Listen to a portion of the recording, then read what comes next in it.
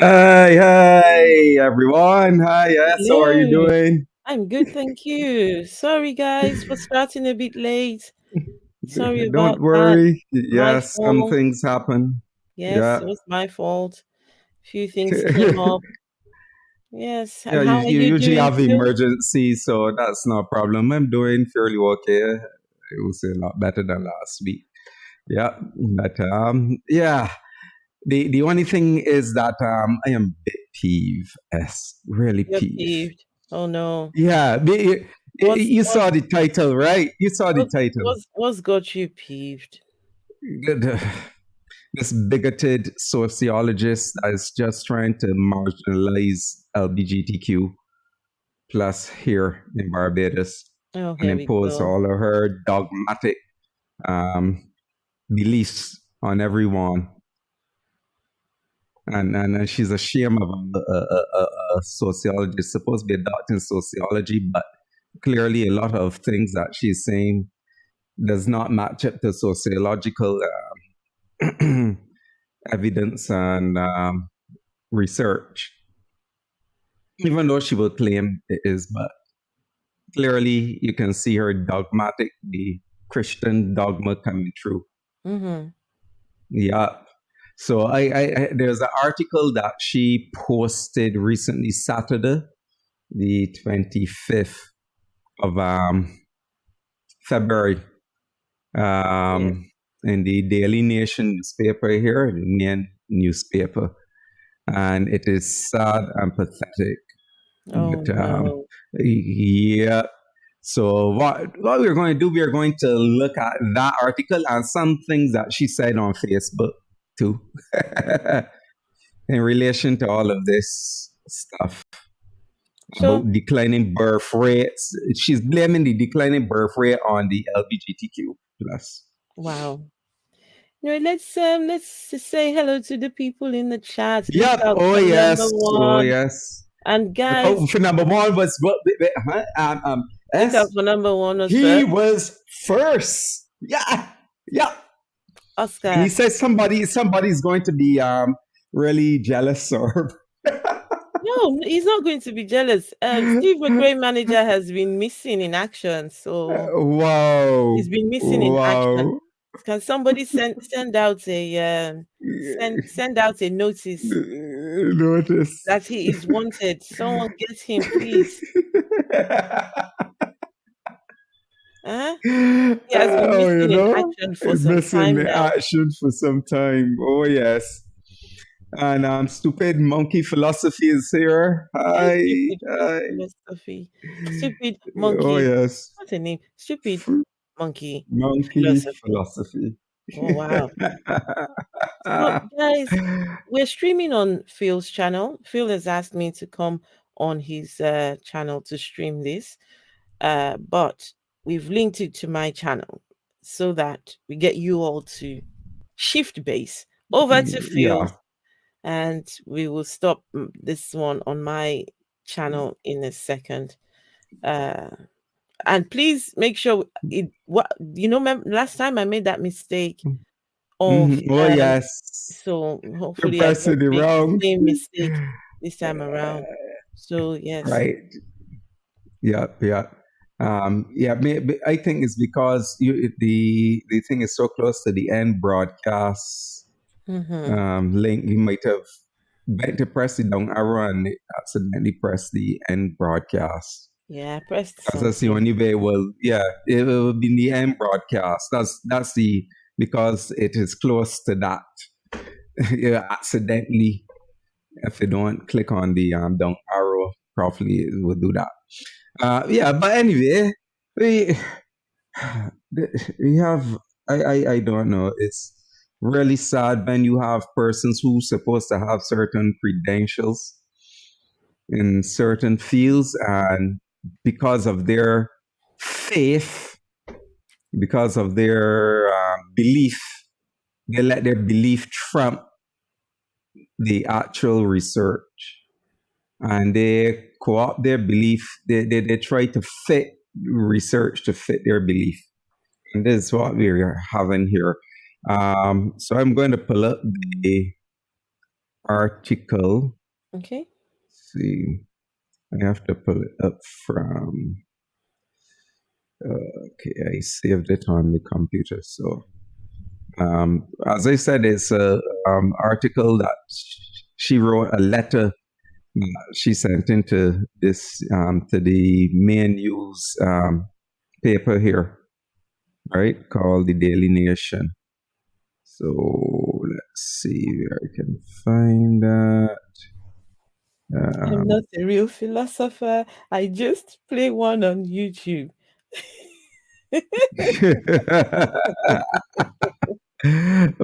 He's a Just pretend pretend philosopher. philosopher. Oh I like the wow! sound of that. Can you imagine how many pretentious people are online, You know? especially all these apologists that come, Oh yeah, you need to come and speak with authority from the 40. Bible, and Oh yes. Oh yeah. they want you to think And that. mm-hmm. And you could say she's kind of like a apologist too, but pretend she's speaking. When you see the article, you will realize. Okay, let me pull that up there. Good. So I had to copy it and window screen, right? Share. So it should be there. I wanted to, right.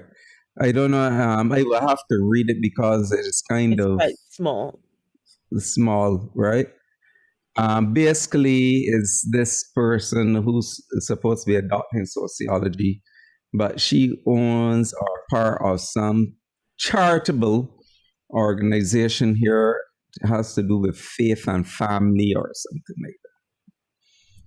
And she has been, for a number of years, have been fighting against LBGTQ plus for them to have equal rights, claiming that one, they are destroying the country and a whole bunch of shit, a whole bunch of crap. So she's saying apparently it seems as if some churches are not speaking out. So her title for the article was "Speak Out or Shut Up, Church." And it says there's a time and place for everything. So she's quoting from Ecclesiastes.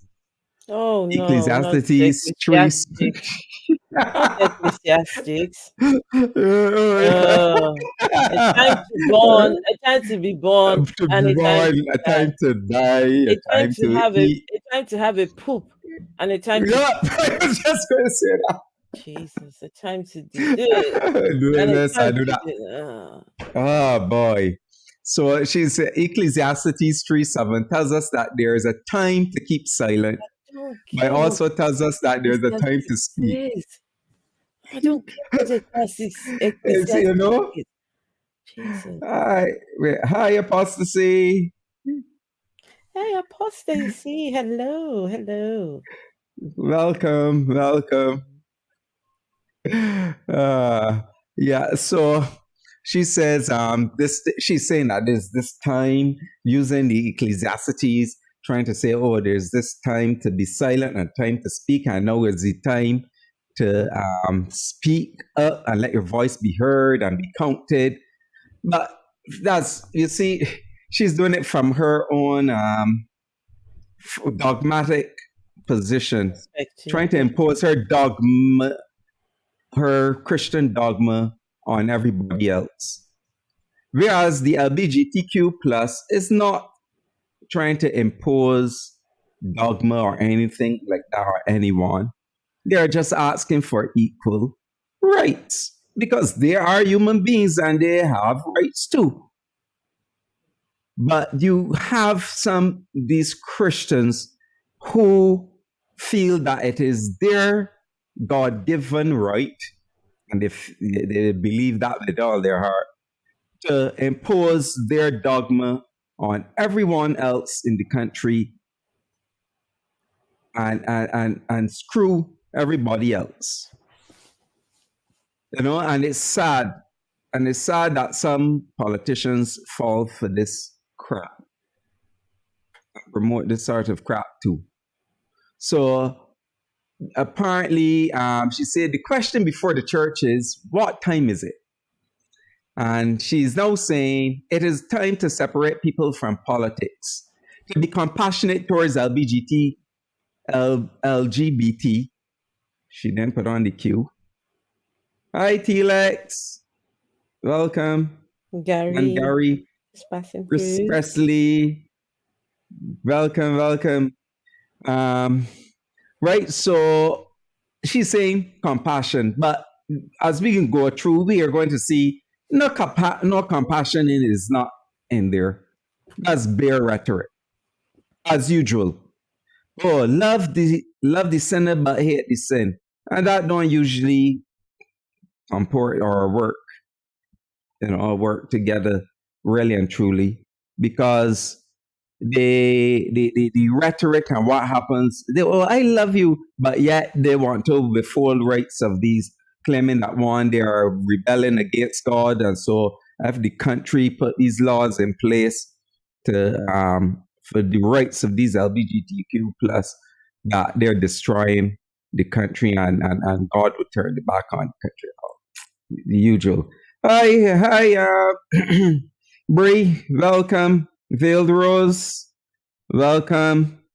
Welcome, Bree. Yes, bzzz. Ah, trust me, this is going to raise your blood. This is a warning. It's going to raise your blood pressure, or might.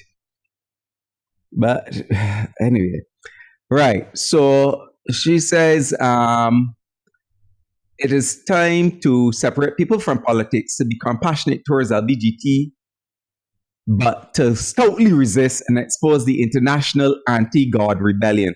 Who is doing anti-God rebellion? What? She's now trying to set up this straw man, that she can pull down. What time is it when a country begins to feed school children in misinformation about human sexuality? Clearly, she's supposed to be, and for those who just came on, she is supposed to be a doctor in sociology. But from my research, from what I see about human sexuality, especially in relation with sociology, it is not what she is claiming it to be. She's going against a main sociologist. She's using her Christian background, her Christianity, to define human sexuality. We're trying to put it in a box that's only male, female, that sort of thing.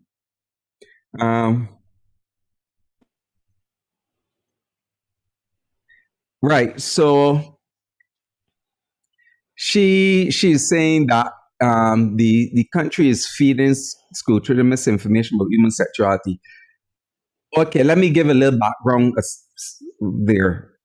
Recently, the Ministry of Education has come out with what they call a grooming policy, right? Where you can't discriminate. If a male wants to plait their hair, they can have the hair plait in school. If the girls want to wear braids, as long as they're not elaborate, whatever elaborate means, they're allowed to wear. Before, they weren't. And the guys who had their hair plait had to put on a tam, right? And so she's referring to that, and a lot of Christians,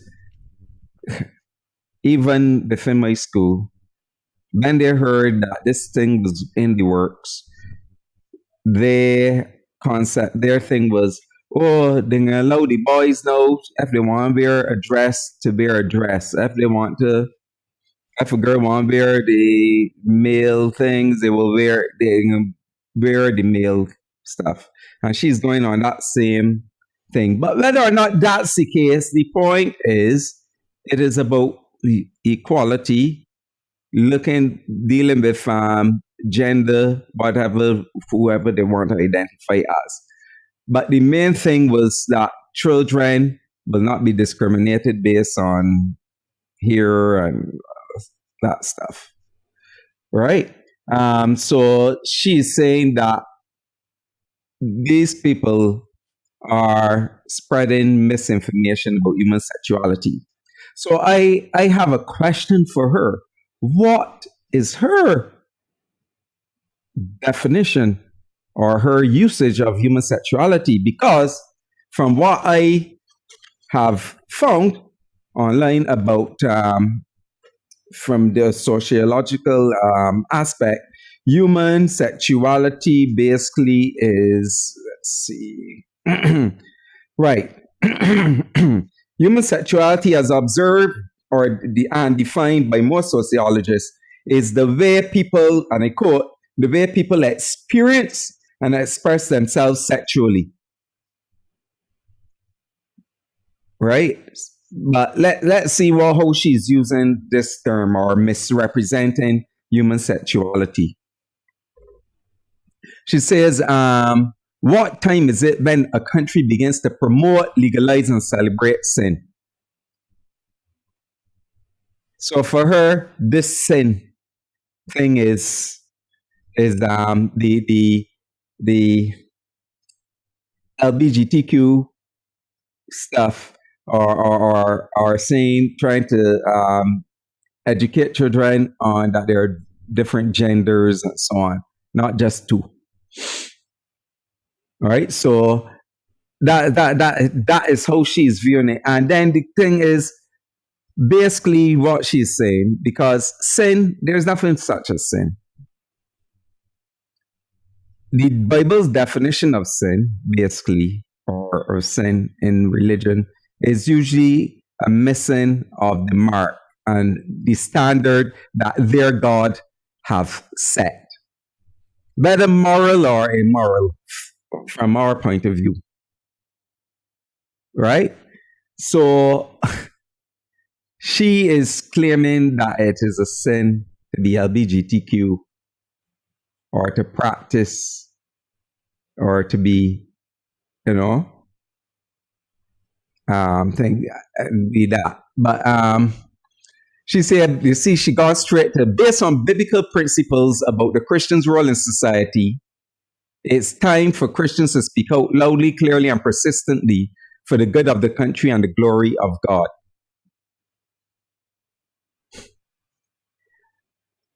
Our mandate comes from Jesus. Fuck Jesus. We don't care about Jesus, because Jesus is that Jesus in Bible is a myth. And we don't care what he says, because it's just a man. Whether that person existed was just a man. Can you send me this article? Is it possible to send it? Yeah. I'm so sorry. Let me just quick second. Just quick interruption. Please, guys, if you're on my channel, can you please move over to Phil's channel? This is a Phil stream, but we're streaming just for a few minutes on mine. So we can usher you all by your hands to Phil's channel. Phil is peeved tonight. Phil wants to put a placard out tonight. He wants to talk about this. So he has said to me, you need to join me on this, because I am peeved 100%. Move over to Phil's channel.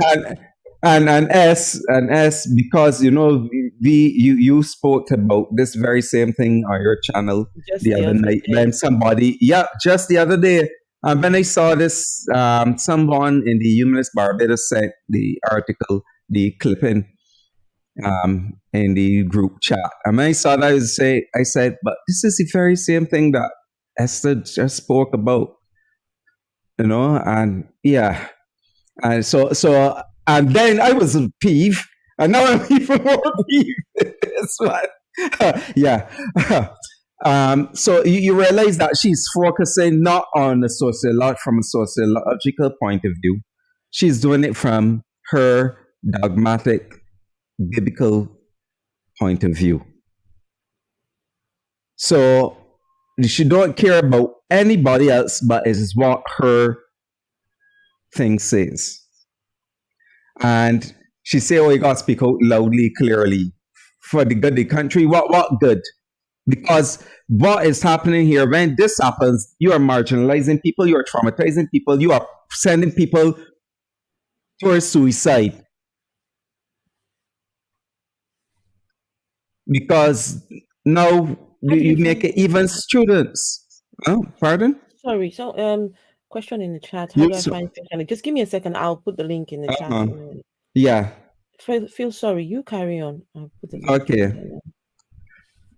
Right. So she says, our mandate comes from Jesus, who likened his followers to salt, indicating the positive impact that Christians should have on society. But the problem with that, right, is that at that time there weren't Christians. So was Jesus really talking about Christians? Food for thought. Just as salt preserves and gives flavor to food, so too must this substance that preserves the moral and spiritual taste of society. What moral? We know that the Bible is very immoral. Supports slavery, misogyny. So I don't understand where she's getting this thing about moral. There are moral pronouncements in the Bible, but they're not. There are a lot of things in there that are not moral. A lot of those pronouncements are not moral because they cause serious harm, serious trauma, severe guilt to persons, unnecessary guilt. And then I read that thing there about salt. You know, in that passage where she took that from, where talk about Jesus said he salt. I think it's in Matthew, after the Beatitudes, Matthew 5.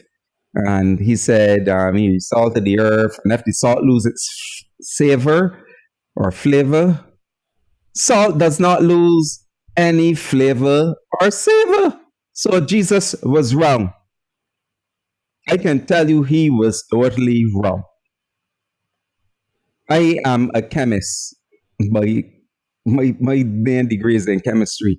And salt does not lose its flavor or savor. So off the bat, I could dismiss that. And so she's saying, if our salt is missing, society remains tasteless and worse yet, putrefied. No, society, all the societies that are secular, mainly secular, you realize that they thrive better than those societies which are religious. And as you know, we see that in Nigeria, in a lot of those Black African countries that are very religious, people are in serious poverty, famine, whatever, because the answer is always prayer. You pray and God will take care of it. And up to now, nothing has happened. Mm-hmm. And then some of those persons, as we have seen, are very corrupt.